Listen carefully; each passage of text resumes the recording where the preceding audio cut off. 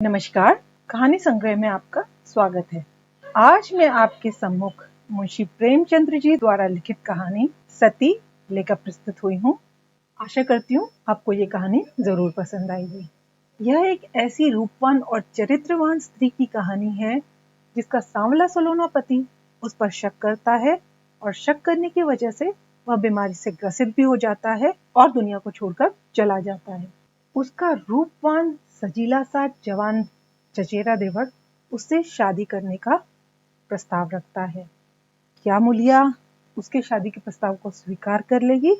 यह तो कहानी सुनकर ही पता चलेगा। तो कहानी अंत तक सुनिए, बहुत ही सुंदर कहानी है। चलिए कहानी शुरू करते हैं। मुलिया को देखते हुए उसका पति कल्लू कुछ भी नहीं है, फिर भी क्या कारण है कि मुलिया संतुष्ट और प्रसन्न है? कल्लू चिंतित और सशंकित। मुलिया को कौड़ी मिली है, उसे दूसरा कौन पूछेगा? कल्लू को रत्न मिला है, उसके सैकड़ों ग्राहक हो सकते हैं। खासकर उसे अपने चचेरे भाई राजा से बहुत खटका रहता है। राजा रूपवान है, रसिक है, बातचीत में कुशल है, स्त्रियों को रिझाना जानता है। इससे कल्लू मुलिया को बाहर नहीं निकलने देता। उस पर किसी की निगाह भी पड़ जाए, यह उसे असह्य है। वह अब रात दिन मेहनत करता है जिससे मुलिया को किसी बात का कष्ट न हो। उसे न जाने किस पूर्व जन्म के संस्कार से ऐसी स्त्री मिल गई है। उस पर प्राणों को न्योछावर कर देना चाहता है। मुलिया का कभी सिर भी दुखता है तो उसकी जान निकल जाती है। मुलिया का भी यह हाल है कि जब तक वह घर नहीं आता मछली की भांति तड़पती रहती है। गांव में कितने ही युवक हैं जो मुलिया से छेड़छाड़ करते रहते हैं, पर उस युवती की दृष्टि में कुरूप कलुआ संसार भर के आदमियों से अच्छा है। एक दिन राजा ने कहा, भाभी, भैया तुम्हारे जोग न थे? मुलिया बोली, भाग में तो वह लिखे थे, तुम कैसे मिलते? राजा ने मन में समझा, बस अब मार लिया है। बोला, विधि ने यही तो भूल की। मुलिया मुस्कुराकर बोली, अपनी भूल तो वही सुधारेगा। राजा निहाल हो गया। तीज के दिन कल्लू मुलिया के लिए लट्ठे की साड़ी लाया। चाहता तो था कोई अच्छी साड़ी ले, पर रुपए न थे और बजाज ने उधार न माना। राजा भी उसी दिन अपने भाग्य की परीक्षा करना चाहता था। एक सुंदर चुंदरी लाकर मुलिया को भेंट की। मुलिया ने कहा, मेरे लिए तो साड़ी आ गई है। राजा बोला, मैंने देखी है, तभी तो मैं इसे लाया हूँ, तुम्हारे लायक नहीं है। भैया को किफायत भी सूझती है तो ऐसी बातों में। मुलिया कटाक्ष करके बोली, तुम समझा क्यों नहीं देते?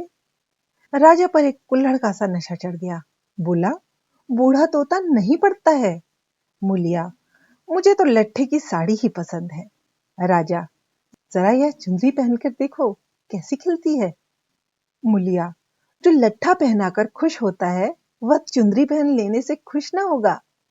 उन्हें चुंदरी पसंद होती तो चुंदरी ही लाते। राजा, उन्हें दिखाने का काम नहीं है। मुलिया विस्मय से बोली, मैं क्या उनसे बिना पूछे ले लूंगी? राजा, इसमें पूछने की कौन सी बात है? जब वह काम पर चला जाए पहन लेना, मैं भी देख लूंगा। मुलिया ठट्टा मारकर हंसती हुई बोली, यह न होगा देवर जी, कहीं देख लें तो मेरी सामत ही आ जाए, इसे तुम लिए जाओ। राजा ने आग्रह करके कहा, इसे न लोगी भाभी तो मैं जहर खा के सो रहूंगा। मुलिया ने साड़ी उठाकर आले पर रख दी और बोली, अच्छा लो, अब तो खुश हुए? राजा ने उंगली पकड़ी, अभी तो भैया नहीं है, जरा पहन लो। मुलिया ने अंदर जाकर चुंदरी पहन ली और फूल की तरह महकती दमकती बाहर आई। राजा ने पहुंचा पकड़ने को हाथ फैलाया। बोला, ऐसा जी चाहता है कि तुम्हें लेकर भाग जाऊं। मुलिया उसी विनोद भाव से बोली, जानते हो तुम्हारे भैया का क्या हाल होगा? ये कहते हुए उसने किवाड़ बंद कर लिए। राजा को ऐसा मालूम हुआ कि थाली परोसकर उसके सामने से उठा ली गई। मुलिया का मन बार बार करता था कि चुंदरी कल्लू को दिखा दे, पर नतीजा सोचकर रह जाती थी। उसने चुंदरी रख क्यों ली? उसे अपने ऊपर क्रोध आ रहा था, लेकिन राजा को कितना दुख होता। क्या हुआ उसकी चुंदरी क्षण भर पहन लेने से? उसका मन तो रह गया, लेकिन उसके प्रशांत मानस सागर में ये एक कीट आकर उसे मथ रहा था। उसने क्यों चुंदरी रख ली? क्या यह कल्लू के साथ विश्वासघात नहीं है? उसका चित्त इस विचार से विकल हो गया। उसने मन को समझाया, विश्वासघात क्यों हुआ? इसमें विश्वासघात की क्या बात है? कौन सा वह राजा से कुछ बोली? जरा सा हंस देने से अगर किसी का दिल खुश हो जाता है तो इसमें क्या बुराई है? कल्लू ने पूछा, आज रज्जू क्या करने आया था? मूलिया की देह थरथर कांपने लगी। बहाना कर गई, तम्बाकू मांगने आए थे। कल्लू ने भवें सिकोड़कर कहा, उसे अंदर मत आने दिया करो, अच्छा आदमी नहीं है। मूलिया, मैंने कह दिया तम्बाकू नहीं है तो चले गए। कल्लू ने अपनी तेजस्विता के साथ कहा, क्यों झूठ बोलती है, वह तम्बाकू मांगने नहीं आया था। मूलिया, तो और यहाँ क्या करने आते? कल्लू, चाहे जिस काम से आया हो, तम्बाकू मांगने नहीं आया। वह जानता था मेरे घर में तम्बाकू नहीं है, मैं तम्बाकू के लिए उसके घर गया था। मूलिया की देह में काटो तो लहू नहीं, चेहरे का रंग उड़ गया। सिर झुकाकर बोली, मैं किसी के मन का हाल क्या जानूं। आज तीज का रथ जगा था। मूलिया पूजा का सामान कर रही थी, पर इस तरह जैसे मन में जरा भी उत्साह, जरा भी श्रद्धा नहीं है। उसे ऐसा मालूम हो रहा है उसके मुख में कालिमा पुत गई है और अब वह कल्लू की आंखों से गिर गई है। उसे अपना जीवन निराधार सा जान पड़ता था। सोचने लगी, भगवान ने मुझे यह रूप क्यों दिया? ये रूप ना होता तो राजा क्यों मेरे पीछे पड़ता और क्यों आज मेरी यह गत होती? मैं काली कुरूप रहकर इसमें कहीं सुखी रहती। तब तो मन इतना चंचल ना होता। जिन्हें रूप की कमाई खानी हो वह रूप पर फूले। यहाँ तो इसने मटिया मेल कर दिया। न जाने कब उसे झपकी आ गई तो देखती है कल्लू मर गया है और राजा घर में घुसकर उसे पकड़ना चाहता है। उसी दम एक वृद्धा स्त्री न जाने किधर से आकर उसे अपनी गोद में ले लेती है और कहती है, तूने कल्लू को क्यों मार डाला? मूलिया रोकर कहती है, माता, मैंने उन्हें नहीं मारा। वृद्धा कहती है, हाँ, तूने छुरी कटार से नहीं मारा। उस दिन तेरा तप क्षीण हो गया और इसी से वह मर गया। मूलिया ने चौकन्नी आंखें खोल दी। सामने आंगन में कल्लू सोया हुआ था। वह दौड़ी हुई उसके पास गई और उसकी छाती पर सिर रखकर फूट फूट कर रोने लगी। कल्लू ने घबराकर पूछा, कौन है? मूलिया, क्यों रोती हो? क्या डर लग रहा है? मैं तो जाग ही रहा हूँ। मूलिया ने सिसकते हुए कहा, मुझसे आज एक अपराध हुआ है, उसे क्षमा कर दो। कल्लू उठ बैठा, क्या बात है, कहो तो, रोती क्यों हो? मूलिया, राजा तम्बाकू मांगने नहीं आया था, मैंने तुमसे झूठ कहा था। कल्लू हंसकर बोला, वह तो मैं पहले ही समझ गया था। मूलिया, वह मेरे लिए चुंदरी लाया था, तुमने लौटा दी? मूलिया कांपती हुई बोली, मैंने ले ली, कहते थे मैं जहर माहुर खा लूंगा। कल्लू निर्जीव की भांति खाट पर गिर पड़ा और बोला, तो रूप मेरे बस का नहीं है। देव ने कुरूप बना दिया तो सुंदर कैसे बन जाऊं? कल्लू ने अगर मूलिया को खौलते हुए तेल में डाल दिया होता तो भी उसे इतनी पीड़ा न होती। कल्लू उस दिन से कुछ खोया खोया सा रहने लगा। जीवन में न वह उत्साह रहा, न वह आनंद। हंसना बोलना भूल सा गया। मूलिया ने उसके साथ जितना विश्वासघात किया था, उससे कहीं ज्यादा उसने समझ लिया और यह भ्रम उसके हृदय में कीवड़े के समान चिपक गया। वह घर अब उसके लिए केवल लेटने बैठने का स्थान था और मूलिया केवल भोजन बना देने वाली मशीन। आनंद के लिए वह कभी कभी ताड़ी खाने चला जाता या चरस में दम लगाता। मूलिया उसकी दशा देख देख अंदर ही अंदर कुढ़ती थी। वह उस बात को उसके दिल से निकाल देना चाहती थी, इसलिए उसकी सेवा और मन लगाकर करती, उसे प्रसन्न करने के लिए बार बार प्रयत्न करती। पर वह जितना ही उसको खींचने की चेष्टा करती थी, उतना ही वह उससे विचलता था, जैसे कोई कटिए से फंसी हुई मछली हो। कुशल यह था कि राजा जिस अंग्रेज के यहाँ खानसामा था, उसका तबादला हो गया और राजा उसके साथ चला गया था। नहीं तो दोनों भाइयों में से किसी न किसी का जरूर खून हो जाता। इस तरह साल भर बीत गया। एक दिन कल्लू रात को घर लौटा तो उसे ज्वर था। दूसरे दिन उसकी देह में दाने निकल आए। मूलिया ने समझा माता है, मान मनौती करने लगी, मगर 4-5 दिन में ही दाने बढ़कर आंवले पड़ गए और मालूम हुआ कि यह माता नहीं है, उपदंश है। कल्लू के कलुषित भोग विलास का यह फल था।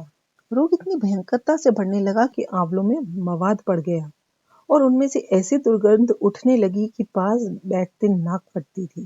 देहात में जिस प्रकार का उपचार हो सकता था वह मूलिया करती थी, पर कोई लाभ न होता था और कल्लू की दशा दिन दिन बिगड़ती जाती थी। उपचार की कसर वह अबला अपनी स्नेहमय सेवा से पूरी करती थी। उस पर गृहस्थी चलाने के लिए अब मेहनत मजूरी भी करनी पड़ती थी। कल्लू तो अपने किए का फल भोग रहा था। मूलिया अपने कर्तव्य का पालन करने में मरी जा रही थी। अगर कुछ संतोष था तो यह कल्लू का भ्रम उसकी इस तपस्या से भंग हो जाता था। उसे अब विश्वास होने लगा था कि मूलिया अब भी उसी की है। वह अगर किसी तरह अच्छा हो जाता तो फिर उसे दिल में छिपा कर रखता और उसकी पूजा करता। प्रातःकाल था। मूलिया ने कल्लू का हाथ मुंह धुलवाकर दवा पिलाई और खड़ी पंखा डुला रही थी कि कल्लू ने आंसू भरी आंखों से देखकर कहा, मूलिया, मैंने उस जन्म में कोई भारी तप किया था कि तू मुझे मिल गई। तुम्हारी जगह मुझे दुनिया का राज मिले तो भी न लूं। मूलिया ने दोनों हाथ से उसका मुंह बंद कर दिया और बोली, इस तरह की बातें करोगे तो मैं रोने लगूंगी। मेरे धन्य भाग कि तुम जैसा स्वामी मिला। यह कहते हुए उसने दोनों हाथ पति के गले में डाल दिए और लिपट गई। फिर बोली, भगवान ने मुझे मेरे पापों का दंड दिया है। कल्लू ने उत्सुकता से पूछा, सच कह दो मूला, राजा और तुम में क्या मामला था? मूलिया ने विस्मय होकर कहा, मेरे और उसके बीच कोई और मामला हुआ तो भगवान मेरी दुर्गति करें। उसने मुझे चुनरी दी थी, वह मैंने ले ली थी, फिर मैंने उसे आग में जला दिया। तब से मैं उससे नहीं बोली। कल्लू ने ठंडी सांस खींचकर कहा, मैंने कुछ और ही समझ रखा था। न जाने मेरी मति कहाँ हर गई थी। तुम्हें पाप लगाकर मैं आप पाप में फंस गया और उसका फल भोग रहा हूँ। उसने रो रो कर अपने दुष्ट कृत्यों का पर्दा खोलना शुरू किया और मूलिया आंसू की लड़ियां बहाकर सुनने लगी।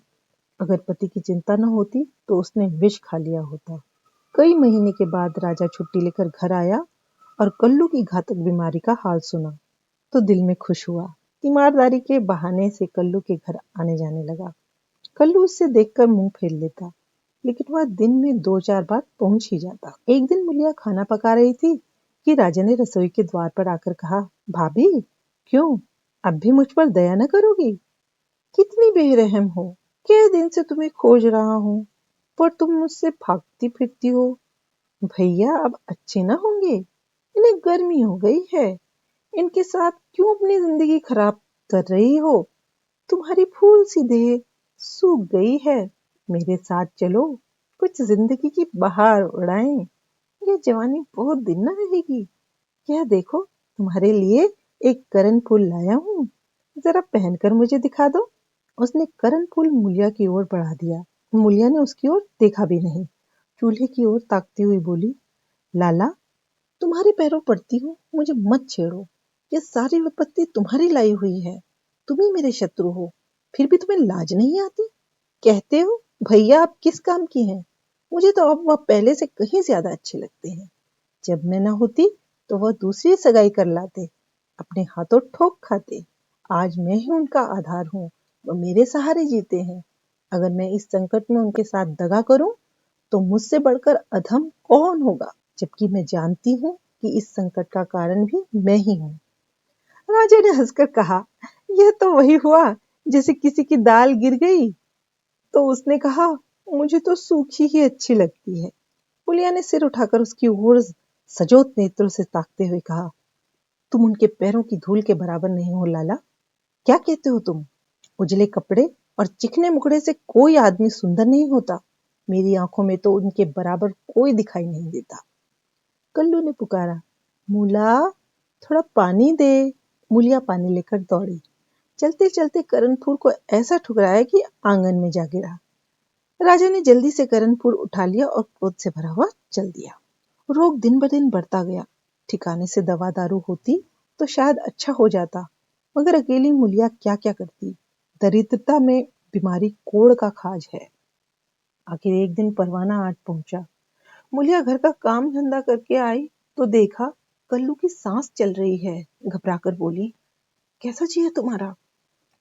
कल्लू ने सजल और दीनता भरी आंखों से देखा और हाथ जोड़कर सिर नीचा कर लिया। यही अंतिम विदाई थी। मुलिया उसके सीने पर सिर रखकर रोने लगी और उन्माद की दशा में उसने आहत हृदय से रक्त की बूंदों के समान शब्द निकलने लगे। तुमसे इतना भी न देखा गया भगवान, उस पर न्यायी और दयालु कहलाते हो, इसलिए तुमने जन्म दिया, यही खेल खेलने के लिए। हाय नाथ, तुम तो इतने निष्ठुर न थे, मुझे अकेली छोड़कर चले जा रहे हो। हाय, अब कौन मूला कहकर पुकारेगा। अब किसके लिए कुएं से पानी खींचूंगी, किसे बैठाकर खिलाऊंगी, पंखा डुलाऊंगी। सब सुख हर लिया, तो मुझे भी क्यों नहीं उठा लेते। सारा गांव जमा हो गया, सभी समझा रहे थे। मुलिया को धैर्य न होता था। यह सब मेरे कारण हुआ, यह बात उसे नहीं भूलती। हाय हाय, उसे भगवान ने सामर्थ्य दिया होता तो आज उसका सिरताज यूं उठ जाता। शव की दाह क्रिया की तैयारियां होने लगी। कल्लू को मरे 6 महीने हो गए। अमूल्या अपना कमाती है, खाती है और अपने घर में पड़ी रहती है। दिन भर काम धंधे से छुट्टी नहीं मिलती। हाँ, रात को एकांत में रो लिया करती है। उधर राजा की स्त्री मर गई, मगर 2-4 दिन के बाद वह फिर छैला बना घूमने लगा और भी छूटा सांड हो गया। पहले स्त्री से झगड़ा हो जाने का कुछ डर था, अब वह भी न रहा। अब की नौकरी पर से लौटा तो सीधे मुलिया के घर पहुंचा और इधर उधर की बातें करने के बाद बोला, भाभी, अब तो मेरी अभिलाषा पूरी करोगी या अभी और कुछ बाकी है। अब तो भैया भी नहीं रहे, इधर मेरी घरवाली भी सिधारी, मैंने तो उसका गम बुला दिया। तुम कब तक भैया के नाम को रोती रहोगी। मुलिया ने घृणा से उसकी ओर देखकर कहा, भैया नहीं रहे तो क्या हुआ, भैया की याद तो है, उनका प्रेम तो है, उनकी सूरत तो दिल में है, उनकी बातें तो कानों में है। तुम्हारे लिए और दुनिया के लिए वह नहीं है, मेरे लिए वह अब भी वैसे ही जीते जागते हैं।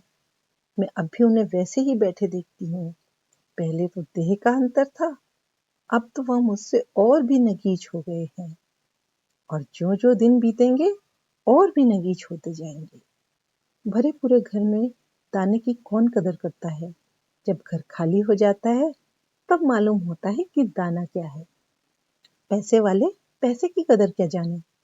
पैसे की कदर तब होती है जब हाथ खाली हो जाता है, तब आदमी एक एक कौड़ी दांत से पकड़ता है।